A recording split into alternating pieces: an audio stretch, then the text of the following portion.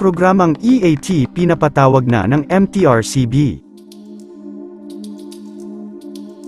Viral ngayon sa social media, ang pagpapatawag ng Movie and Television Review and Classification Board o MTRCB, sa programang EAT ng TVJ sa kapatid network, hinggil pa rin ito sa isyu ng pagmumura ni Wally Bayola habang umeere ng live ang programang EAT, at talagang hindi rin ito nakalagpas kay MTRCB Chair Lala Soto. Ito na nga kaya ang magiging dahilan ng pagsuspende ng nasabing show, o bibigyan lamang ito ng warning ng nasabing ahensya, dahil sa mga nalabag nito sa MTRCB. Samantala, samut-saring komento naman ang mga naging opinyon ng mga netizens kaugnay dito.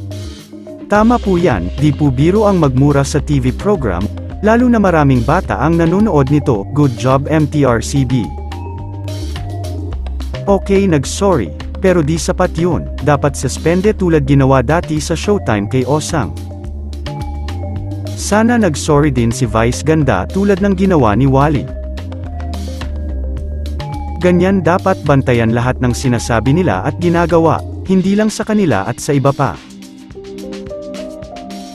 Cover up na lang yan, dahil sa isyo na bakit di pinatawag yung magulang niya, na naghahalikan sa national TV, at bias siya.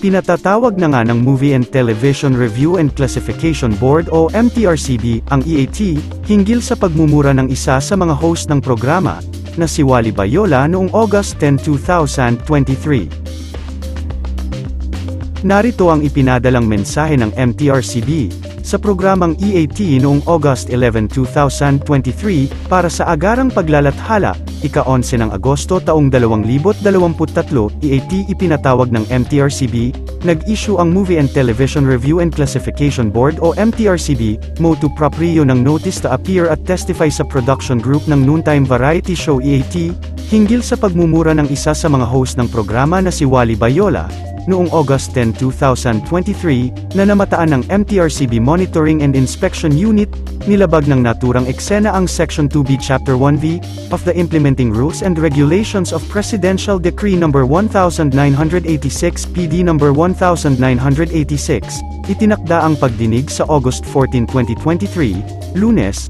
sa MTRCB offices sa Timog Avenue, Quezon City. Ipinaalala ng MTRCB, na anumang paglabag sa PD No. 1986, at sa mga patakaran at regulasyon nito, na namamahala sa mga pelikula, mga programa sa telebisyon, at kaugnay na promotional materials nito ay parurusahan ng suspensyon, o kanselasyon ng mga permiso at, o lisensya na inisyo ng board, at, o ng pagpapataw ng multa, at iba pang uri ng administratibong parusa.